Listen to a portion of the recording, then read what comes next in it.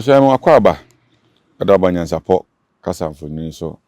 Ene asanso ahia. Ehun se nya hia de na say amamre ni amane ni abakwasam ni atetesem ni niam aye ya ebebo edada setena. Ana debre yahwefo onyan support kasa mfoni so. Na ne yedi kan ama yahwefo ahu sede bosome no yamamu mienu emudie niam ekoso wom. Mienu kwa de miensa so yamamu de wom. Emudie de ajampo ade aba de twato. Ya friends say December bosome no. Da bia ka say December bosome no niam bebre ne kom. Na aba Ghana abakwasemu a. Bo December no niam bebre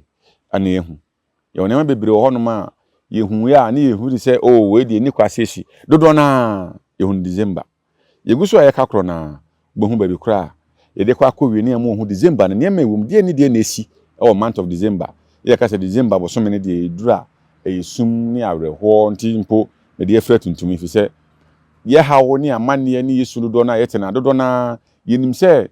Kristofo se December no ye yesu na woda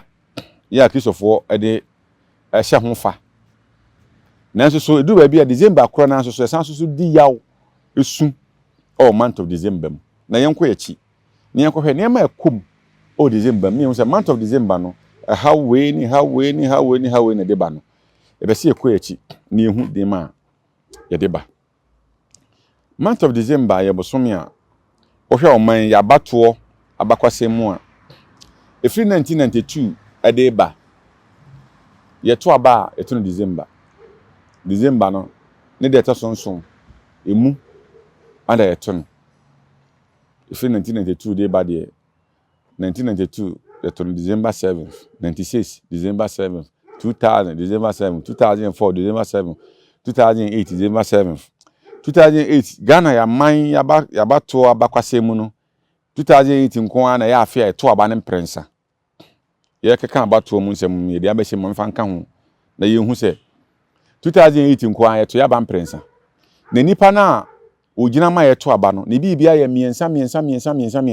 de ntima 2008 nko aba eto ne miensa no ne gine pa ba kopeso eyo mampani a onye ne ba bi kura fe no Professor John Evans Atamas ya onye ne ba bi kura nyame fa ne kransie yi ono na breso nko a eno man mu ye to aba miensa na ye hwe ne ma miensa e fa no ho na ye mametinsi ye December asema ye kam ye nyim se to aba 7 December ansa na ye be to aba no enipa miensa ana ne ginae e wo sunwan na de onya bi kura kan ho no onya amanum ohamu chichemu miensa 3% eyem ni aye maame na nakwado adwuma ro 3% onya aye aba na aboto ye no nipa ne ginae no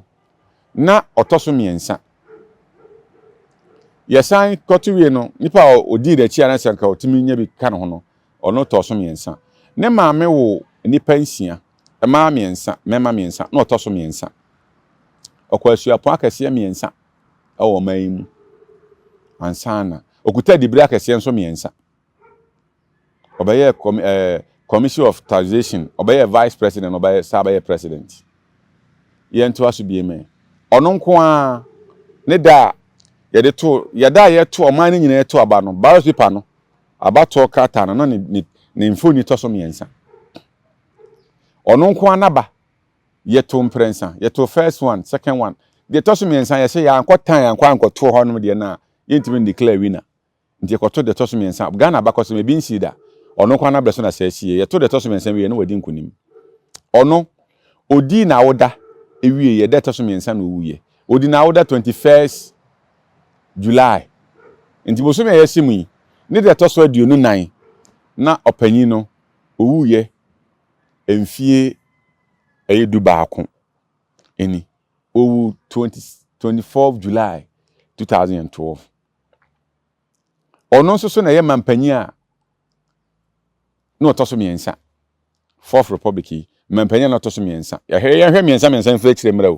o ma one bra o pese otu franka adema NDC nipa miensa na contest no ballot paper na otoso miensa eno di kan ye san so eto ye general election no ono so ballot paper na otoso miensa ono nkwa na ba ye to ne prensa odi na woda ne maame ma so na otoso miensa odi na woda de otoso miensa na owuye odi na woda 21st July 2012 24th July 2012 no wuye ne de to so miensa no wuye ono ne mampanya na to so miensa ne bosia oboya ne twato no na ye opepe miensa $3 million ne bosia boya ne twato a de call ne krachi zini bibia miensa owuye ye kotu amena say nkunu say obabe wi ase da ise da bi ye tu amaye se sa betu miensa obabe foforo oho ne esie no nti wo de niam miensa ne nam ye mfanto ye sa se ye to aba e wo man num no abato amen me de mani ehu bi aye September 1979 de na me hu bi no ye to September enu free ho no abato a ye to free ho no be sinne ya abato bi ye to no miensa ye to no December ya ba ye to bi na December no so eduru ho no ma ene makom de nti e ka se month of December so emu wansem mintimi kam enko bebre mom bosumi ne din no omo masu ade akwachi dom nim osu susunsun akwachi nim de me kan ni se December no so munsem eni June no asese na December munsem no de ehu pa ti kan ye famra o ye man Ghana etim o man Ghana December ne to aba enyina nim abato nsem ayekom na ade esi ya eyehu a ye ntimi nya ho asem kada 31 December Oma amanya mfie aduana ni akire no omo aduasan de omo anhu ebi omo ate ebi mpo aduasan num kra no bia omo ate omo anhu de course 31 December 1981 obra ni ato aba ima mpanyini amana bedi afe ene fa yenim se mfie na da yenyina mampanyini Dr. Helen Imam ene da nim se odiba bitwa na yeto aba September Ronson ni AFRC ni Armed Forces Revolution Council omo hande omo di tumi ni nyina ma aye ya mampanyi Dr. Helen Imam sabre no wonya ba bi kro ene tumi na ma na wenti nim se ye twemfie nan 31 December 1981 yete se asemfofra se si woman Ghana ebisi June num me ka June nasem ampan from bo mudin Vice Marshal Abuachi Captain Feli aye Rear Admiral Joa Medome Akufu Afrifa omunyina omo enja omo aji omo kwanhia wu anase omo wuo aye May tima aye June tima ka June ana maka May ana mdi December de befret tuntum se ye hawaye kom yesu pa enim se December no akisofo ji se Yesu awoda na saada ne mumu sumpo ana ya na ye ansa ne yenuru Yesu awoda no na ye di mu awere ho ansana ye be su 31 December asemesi o man mu na ehu pa ya ahomte pa nyina ne se saaba na ye radio anase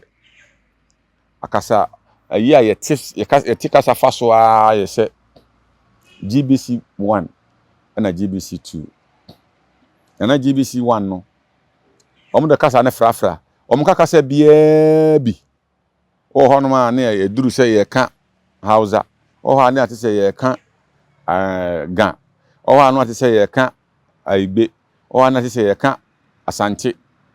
on de no mo dan kasa nti kasa ye bo no kasa we die beka na kasa we die beka na GBC 2 ni die on te brofo mfanto ho die brofo nko a nti ye no mimi se na mpe hotie ko brofo nko a na me start school akodi ele o ka no ayo sese ele me start wa akodi ele de nursery ntimi ye de na makote GBC 2 na GBC 1 de ada beduru tama bre beduru se ye ka akan kase bo ne de ne mitimitie bi na mate nti ye o na ti GBC kase bo se hey ye announcement sabe no bia ye cool so na se o ye successful o succeed a baby odi kan ko aya GBC no akwa announcement ama o man nyina o se fi na akure sa nipa ku we o makom ho bom o maye ku anase o matu aban na gu ti etu aban na gu sa nipa ku we na di o manim ti fi na akure we na ye mampanyini ti unya ti o GBC pe unim se sa abre de sa abre sa announcement ni nya ba pe obi a mampanyin o cast ho hwan o sojafo ni obi apɛ ba bi fafi sɛ ya obi aye cool akoya announcement e wo GBC ma yaji atum sɛ efi ne kodi we mu na abefa aban no ɔman no edi so enti yɛte yan sɛ 31 December cool akoso ama yɛtu ɛyɛ aban na wɔso ɛyɛ Dr. Helen Imam na bana wɔso yɛtu omagu ɛno nti saa AFRC for na Enforcement Relations Council for no opanyin a na wademu a bo achi janom eye kotu nu no ekoyi ni ba etimi ye kokoyi ni free afiase aka ekoku no ada ekoku na ada na ankokoyi ni pie no ono a na asan so adi dom bi a emrantie bi a soja ntete no na yekɔ ne busumi nsia ene nyina saa na ekɔ na ombe boaboa dom bia no be ye sɛ ompentete ye wo soja dum nyina ompese saa ekuo no omunya saa ntete ni nyina wie eni nti omko ade ka so omko mfie miensa de komfie nan ne from boss company for ne ye soja kuo ni bia omo soja dwuma no saa boss company for no omumu ene ebenya enkofuku a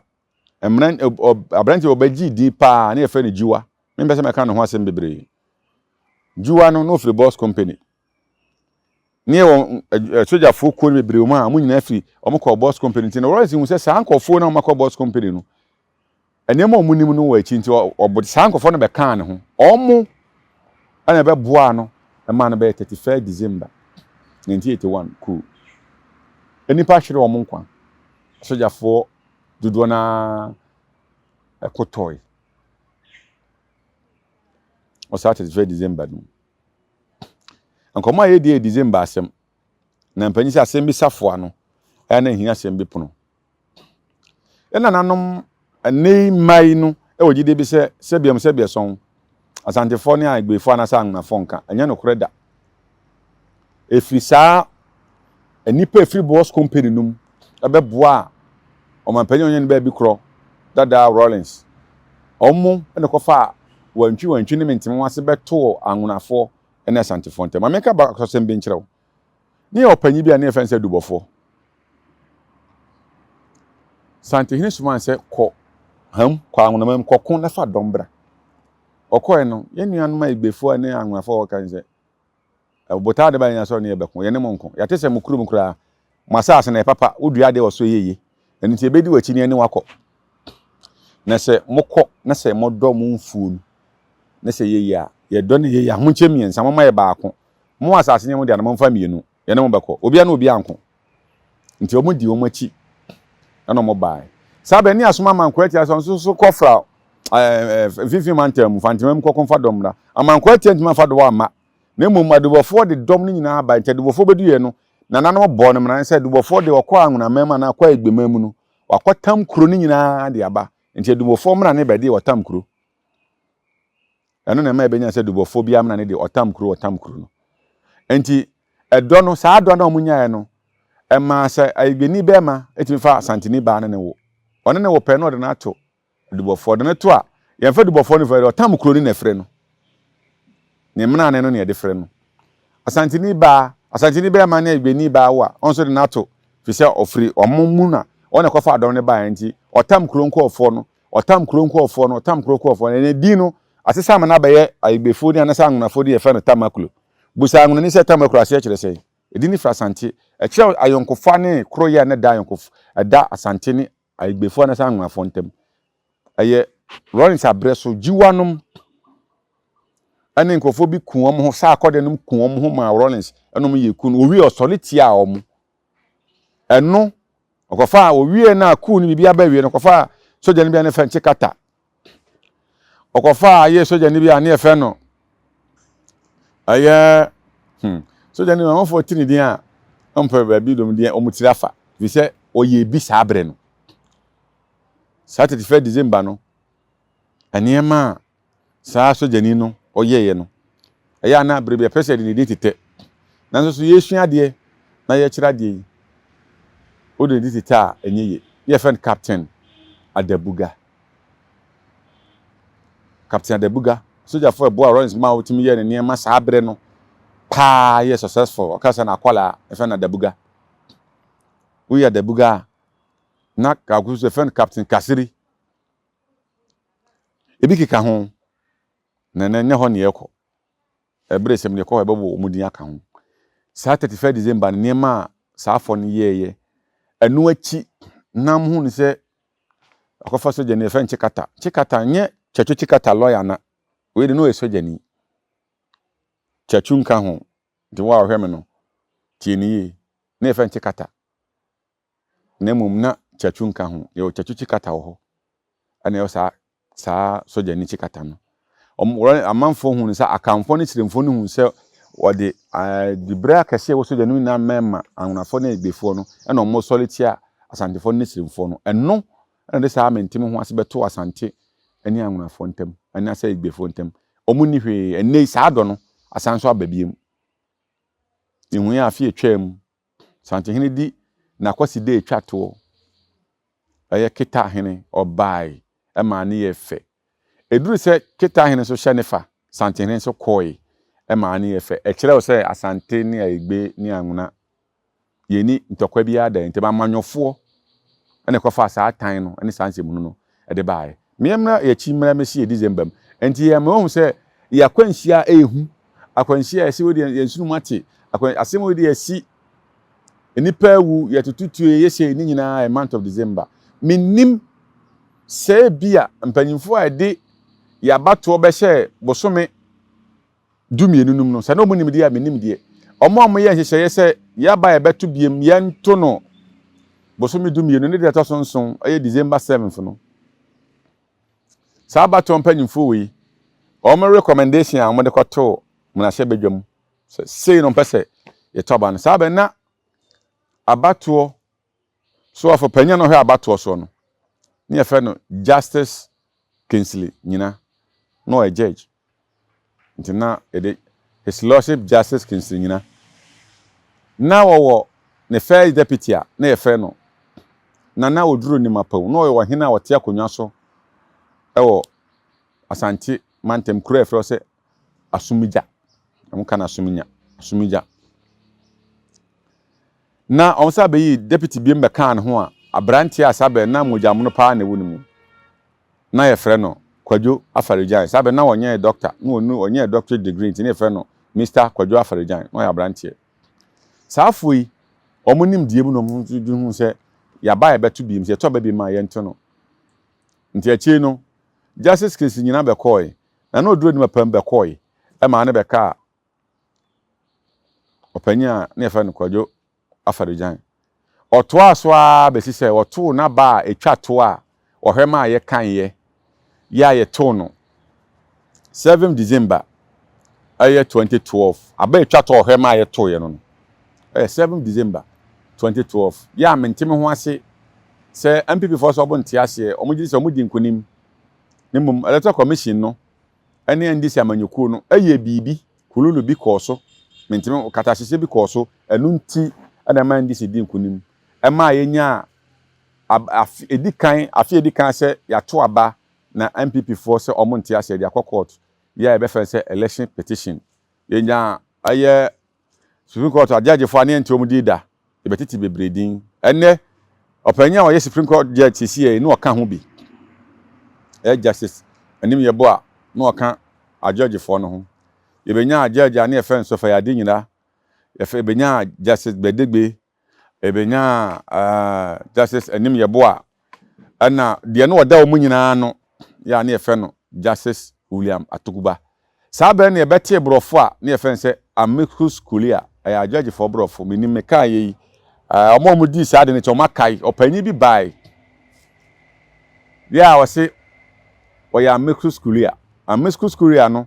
e kire se ya se o ye court adamfo o de Asante kasema o ye court adamfo se court di asema mra ne man kwan se otimi abeka bi na ne din pa de Tony Amekoji opanyina ne din no na director wa hwemi din wa wosu nti asa akoyi den